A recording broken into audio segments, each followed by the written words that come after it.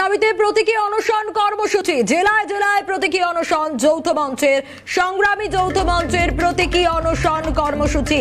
বকেয়া ডিএ সহ অস্থায়ী পদে স্থায়ীকরণের দাবি।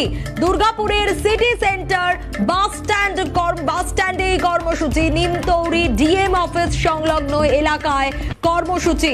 জেলায় জেলায় প্রতীকী অনশন যৌথ মঞ্চের। দেখুন সেই ছবি।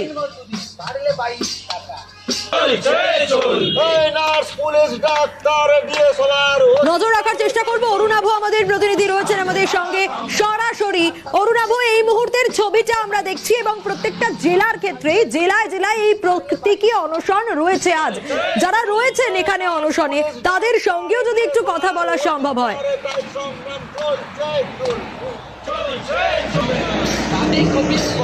একেবারে সোনিয়া, দেখো সকাল থেকেই কিন্তু তারা ধর্নায় বসেছেন, অবস্থান বিক্ষোভে বসেছেন। এখানে তাদের একাধিক তাদের দাবি নিয়ে শুধু তারা স্লোগান দিচ্ছেন না, মুখ্যমন্ত্রীর বিরুদ্ধে একাধিক স্লোগান দিচ্ছেন। শুধু তাই নয়, তার পাশাপাশি বিভিন্ন ধরনের কিন্তু মজার গানও ধরেছেন, ছড়া কাটছেন তারা তাদের একাধিক দাবি নিয়ে। একটু জিজ্ঞেস করবো দাদা, আজকে আপনাদের এই যে চলছে অবস্থান বিক্ষোভ, কি বলবেন? আমাদের এই অবস্থান বিক্ষোভ আজকে 9 তারিখে সংগ্রামী যৌথ মঞ্চের পক্ষ থেকে পশ্চিমবঙ্গের সমস্ত জেলায় আজকে অবস্থান এবং প্রতীকী অনশন চলছে। দীর্ঘ বর্ষ পার আজকে 379 দিনের অবস্থান শহীদ মিনারে আমাদের চলছে। দুর্নীতির বিরুদ্ধে, প্রশাসনিক নৈতিক অবমাননার বিরুদ্ধে। অর্থাৎ আমরা যেখানে যারা সরকারি কর্মচারী তাদের ডিএ বাকি, অস্থায়ীদের স্থায়ীকরণ বাকি এবং যোগ্য ছেলেদের চাকরি বাকি, আজ শহীদ মিনার ধর্মতলায় পরিণত হয়েছে। দুর্নীতিগ্রস্ত সরকারের অবহেলা, বঞ্চনার কারণে আমরা এই বঞ্চনার অবসান চাই এবং সমস্ত রকমের দুর্নীতি থেকে বাংলাকে মুক্ত করতে চাই। সেই সঙ্গে আমাদের ইদানিং যে হাইকোর্টের রায় অনুযায়ী আমরা যে শহীদ মিনারে আমরা অবস্থান মঞ্চে বসেছিলাম, এখনো আছি, সেই মঞ্চকে যেন তেন প্রকারে উঠে দেওয়ার একটা চক্রান্ত এই সরকার করে চলেছে দীর্ঘদিন ধরে। তার ফলস্বরূপ গত 3 দিন আগে রাতের অন্ধকারে আমাদের এই মঞ্চটাকে তুলে দেওয়ার জন্য সরকারি চক্রান্তে কলকাতা পুলিশ এসে আমাদের বিভিন্ন রকমের প্রলোভন দেখিয়ে, ভয় দেখিয়ে করার চেষ্টা করেছে। আমরা তার বিরুদ্ধে আমরা সরব হয়েছি এবং আজকে আমরা সবাই সমস্ত বাংলার শিক্ষক কর্মচারী সমাজ রাজপথে সারা বাংলা জুড়ে বিভিন্ন রকমের সরকারি দপ্তরের সামনে অবস্থান এবং প্রতীকী অনশন করছি। কি বলবেন, আজকে আপনারা বিক্ষোভ বসেছেন, অনশনে বসেছেন? আমরা বসেছি আমাদের কয়েকটা দাবি নিয়ে, যে দাবিগুলো আমাদের সরকার পূরণ করেনি সেই দাবিগুলো নিয়ে।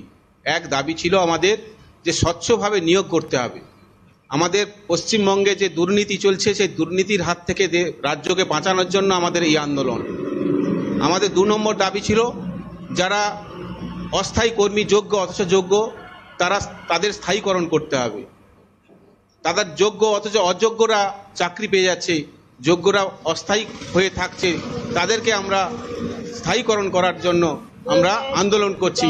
আর আমাদের যে সমস্ত সরকারি কর্মচারী থেকে সমস্ত কর্মচারীরা আজকে যে পাহাড় প্রমাণ ডিএ বাকি রয়েছে, সেই ডিএ আদায়ের জন্য আমাদের এই আন্দোলন। দীর্ঘ 1 বছর ধরে শহীদ মিনারের আমাদের আন্দোলন চলছে।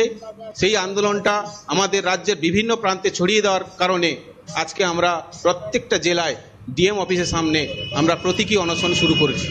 একেবারে জিজ্ঞেস করবো, আজকে আপনাদের অনশন চলছে? হ্যাঁ, আজকে আমরা যেহেতু 379 দিন ধরে আমাদের ধর্ণা মঞ্চে, একেবারে 379 দিন ধরে তারা ধর্ণা মঞ্চে। অবশ্যই একটু সঙ্গে থাকো অরুণাভ। এদিকে যেরকম নজর রেখেছি আমরা, তারই পাশাপাশি কিন্তু দুর্গাপুরের দিকেও নজর রাখতে হবে, কারণ এই বুলেটিনের শুরুতেই আপনাদের বলছিলাম যে জেলায় জেলায় চারিদিকে প্রতীকী অনশন চলছে। আমরা নজর রাখবো। ইতিমধ্যেই রাজেশ আমাদের অপর প্রতিনিধি রয়েছেন আমাদের সঙ্গে, এই ছবিটাও দেখবো রাজেশ, এবং ছবিটা যেরকম দেখবো তাদের সঙ্গে কথা বলবো, তাদের পরবর্তী পদক্ষেপ কি ভাবছেন তারা।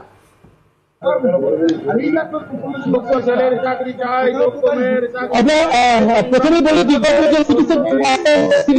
স্ট্যান্ডের সামনে আমরা রয়েছি এবং এখানে কিন্তু যৌথ সংগ্রাম কমিটির যারা তারা কিন্তু রীতিমতো তারা বসে আছেন এবং সংগ্রামী যৌথ মঞ্চে তারা বলছেন যে প্রতিহিংস রাজনীতি তাদের সঙ্গে হচ্ছে। কারণটা হচ্ছে তারা এই অন্যায় প্রতিবাদে সামিল হয়েছেন, বিরত চায়, সঙ্গে স্থায়ীকরণ চায়, অস্থায়ী শ্রমিক কর্মচারী যারা আছে তাদেরকে ধাপে ধাপে স্থায়ীকরণ করতে হবে, এই দাবিতে তারা সরব হয়েছেন। আমরা কথা বলবো যারা রয়েছেন এখানে তাদের সঙ্গে। আপনারা যে আজকে এখানে বসেছেন, কি বার্তা আপনাদের দিকে আছে? দেখুন, বার্তা স্পষ্ট। এই পশ্চিমবঙ্গে দুর্নীতি তাকে নিমজ্জিত হয়ে গেছে, সরকারি দুর্নীতি, সরকারি স্পন্সর দুর্নীতি তাকে নিমজ্জিত হয়ে গেছে। আমরা সরকারি কর্মচারীরা এটা স্পষ্টভাবে দেখতে পেয়েছি, যেহেতু আমাদের আন্দোলনকারীরা আমাদের সরকারি কর্মচারীরা বিভিন্ন অফিসে এবং বিভিন্ন দপ্তরে কাজ করেন, ফলে সরকার কিভাবে দুর্নীতি করে জনসাধারণের টাকাকে দুর্নীতি পথ দিয়ে নিজেদের আখের গুছাচ্ছে এবং আমাদের সাধারণের যে মানুষের যে জনকল্যাণের যে কাজ করার নাম করে এরা দুর্নীতিটা করে নিজেদের পকেট ভরাচ্ছে। আমরা এই দুর্নীতির বিরুদ্ধে মুখরিত হয়েছি। আমরা এই দুর্নীতির বিরুদ্ধে মুখরিত হতে গিয়ে দেখেছি আমাদের প্রাপ্য দিয়ে সরকার অন্য কোথাও বাধা হচ্ছে। আমরা দেখছি দুর্নীতি করতে গিয়ে সরকার যে স্বচ্ছভাবে নিয়োগ প্রক্রিয়াটা বন্ধ করে অস্বচ্ছভাবে নিয়োগ প্রক্রিয়া করে আজকে শিক্ষামন্ত্রী পর্যন্ত জেলে আছে। ফলে চতুর্দিকে যে দুর্নীতির একটা রাজত্ব সরকার কায়েম করেছে, স্টেট স্পন্সর করাপশন, তার বিরুদ্ধে আমাদের লড়াই চলছে। আমরা এই লড়াই প্রতিবাদ করছি এবং আমরা চাইছি স্থায়ী শূন্য পদগুলিতে স্বচ্ছভাবে নিয়োগ হোক। আমাদের ছেলেমেয়েরা যারা পড়াশোনা করছে তাদের চাকরিটা হোক। তারা কোথায় যাবে? ভিন রাজ্যে চাকরি করতে যাবে? যে ছেলে পড়াশোনায় ভালো নয় সেই ছেলেটাও কি ভালো কাজে লেবার খাটতে যাবে? আজকে সরকারি কর্মচারীদের 4% দিয়ে বাড়লে সাধারণ যে ক্যাজুয়াল লেবার তাদের 22 টাকা বেতন বৃদ্ধি পায়। তাহলে যদি 40 টাকা যদি বেতন আমাদের 40% যদি দিয়ে দেওয়া হতো তাহলে 220 টাকা বাড়তো। আজকে 220 টাকা একজন দৈনিক মজুরের মজুরি বৃদ্ধি না করে সরকার যদি তাতে কোনো উপঢৌকন দিয়ে দেয়, ফলে তাদেরকে কি করা হচ্ছে? এক ধরনের প্রতারণা করা হচ্ছে। আমরা জনসাধারণকে সচেতন করছি, পাশাপাশি নিজেদের হকের দাবি নিয়ে লড়াই চালাচ্ছি। কালকে দেখেছেন গতকাল বাজেটে কিন্তু বাধার কথা বলা হয়েছে, যেখানে 36% এখনো 32% দিয়ে বাকি, সেখানে উনি 4% দিয়ে কি বোঝাতে চাইছেন? এভাবে রুটি ছুড়ে দিয়ে সরকারি কর্মচারীদেরকে যতই কুকুর বলুন চারণে যাই বলুন না কেন, সরকারি কর্মচারীরা খুশি নয়। আপনাদের লজ্জা লাগা উচিত। যখন আপনি আপনার নেতা মন্ত্রীদের 40,000-এর উপর বেতনটা বাড়িয়েছেন, আপনার লজ্জা লাগা দরকার। এভাবে 4% দিয়ে ছুড়ে দিয়ে করে যে ক্ষোভের আগুনটা জ্বালিয়েছেন, যেখানে 6 লক্ষের উপর যে 6 লক্ষের উপর এখনো পর্যন্ত কর্মসংস্থান বাকি আছে। আপনার পুলিশ মন্ত্রী হিসাবে লজ্জা লাগা উচিত যে শাহজাহানকে এখনো পুলিশ প্রশাসন খুঁজে পায়নি। এবং আপনাকে জানিয়ে রাখি, সেই সমস্ত আধিকারিক এবং পুলিশ প্রশাসন যারা এখনো পর্যন্ত খুঁজতে পারলেন না, পুলিশ মন্ত্রী হিসাবে মুখ্যমন্ত্রীর এখন উচিত পদত্যাগ করা, কারণ আপনি এখনো পর্যন্ত একজন দুষ্কৃতীকে খুঁজে পাননি। একেবারে তাদের কথা শুনছিলাম। আবারও একটু নজর রাখার চেষ্টা করব, অরুণাভর কাছে যাব, রাজেশকে একটু সঙ্গে থাকতে বলবো। অরুণাভ, যদি তাদের সঙ্গে আরো একটু কথা বলা যায়, পরবর্তী পদক্ষেপ হিসেবে কি ভাবছেন তারা?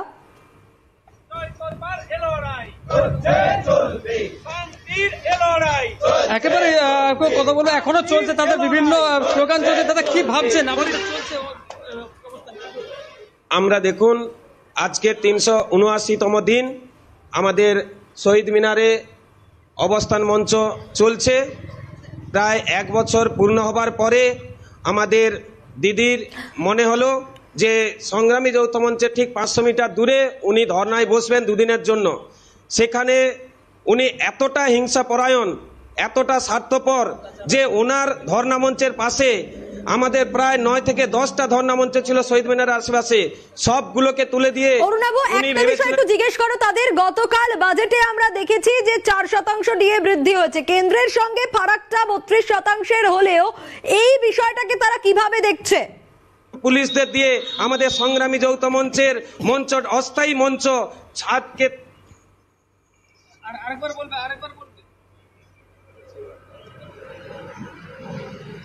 আরেকবার একটু বলবে। অরুণাভ, গতকাল বাজেটে আমরা দেখেছি যে 4% ডিএ বৃদ্ধি হয়েছে, আর সেই জায়গায় দাঁড়িয়ে কেন্দ্রের সঙ্গে ফারাকটা 32%-এর।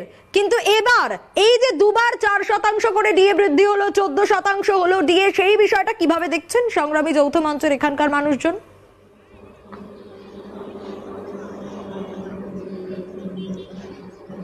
একেবারে কালকে কেন্দ্রের সাথে রাজ্যের একটা সমঝোতা আছে, সেখানে 4% ডিএ বৃদ্ধি হয়েছে। দেখুন 4% ডিএ বৃদ্ধি হয়েছে, কিন্তু আমাদের বাকি ছিল প্রায় 43%। থেকে আমরা যখন 27শে জানুয়ারি 2023 সালে অবস্থান মঞ্চে শহীদ মিনারের পাদদেশে বসলাম, ঠিক সেখানে ভয় পেয়েই দিদিমণি 3% ঘোষণা করলেন।